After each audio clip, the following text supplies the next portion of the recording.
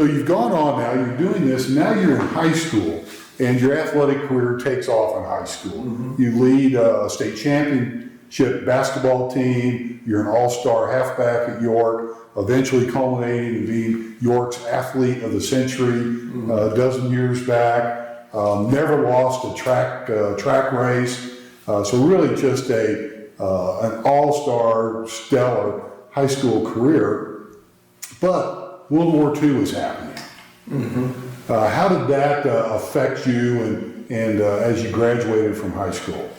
Oh, well, it affected me like it affected all young kids. You know, when you graduated, you went right into the service.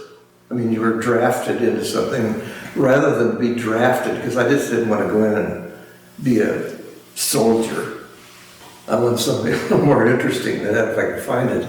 So I joined the Naval Air Corps and took pilot training, and which to me was much more exciting than just carrying a gun and being in a muddy trench someplace. So it came out of a desire to not get my hands dirty.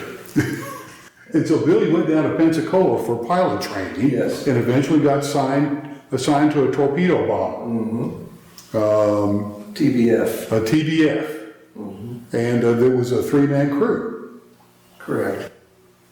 We had a turret right behind my seat. I was in the driver's seat. There's a turret right behind me with twin 50 caliber machine guns. And it swiveled, the turret swiveled, so that you could shoot planes that were coming in on you. And down below was a radio man, and he had twin 30 calibers down there, so that he could shoot something that was coming up from underneath. And 30 caliber wouldn't do much damage. it's a deer rifle, Yeah, okay. you know, kind of the equivalent. And So you were 17 or 18 at this time? 17. 17, and you're in charge of your own torpedo bomber, 2 other guys depending upon you, and you got to practice carrier landings in Pensacola. How did that go? Well, it was just lucky I was 17, because you have no fear. But I'd hate to do it today and learn. I mean, once you do it a while, it's like anything else. You learn how to land when the ship is coming up like this instead of when it's down. And but no, as I say, 17-year-olds they don't think, they just do it. Everything is fun. You know, I don't know if it'd be fun today, Probably not. but it was fun then. So you had a story about navigating, because you're in charge of all the navigation and flying the airplane. You had a lot of responsibilities as a pilot. Yeah, it wasn't like it is today where you've got navigators and computers and it does all that for you. And the scary part was, because I was flying off of a carrier, and so you didn't have computers, you had a lap board, and you kept track of it with a pencil. You kept your course. So if you knew how fast you were going and what direction you were going, you drew a little line down there so you always knew where you were. But then you also had to consider where the ship was, where your carrier was. Because you didn't want to be out there here and have him going over there and you didn't know where he was, so that's not fun. How many hours of fuel did you have? Well, we flew 4 hours. So you couldn't make very many mistakes in your navigation. No, not out over the ocean. So when you were riding on the board, did you put your plane in autopilot? No, flew with the other hand. You know, it's funny. Today, I've got a couple of friends who were ex-pilots. One of them was a test pilot, in fact, and he flew. I said, because we talk about this sometimes, and I'd never flown a jet, so I wouldn't have any idea what it was like, but I said, the difference is, when you were going straight up in the air, with the earth just disappearing behind you, I was down below trying to get my engine started. Because, you're doing this. And, well, whenever I talk like this, my son said, Dad, you sound like an old man. I said, I'm 95 years old. Well, what do you consider an old man? Of course I'm an old man. So this particular airplane just had one speed. Yeah, it had, like I said, it took off at 90, you flew up 90, and you landed at 90. And so on your torpedo run into whatever the target ship was, how many feet off the water were you? Well, you had one torpedo on the belly of your plane, plus your wing guns.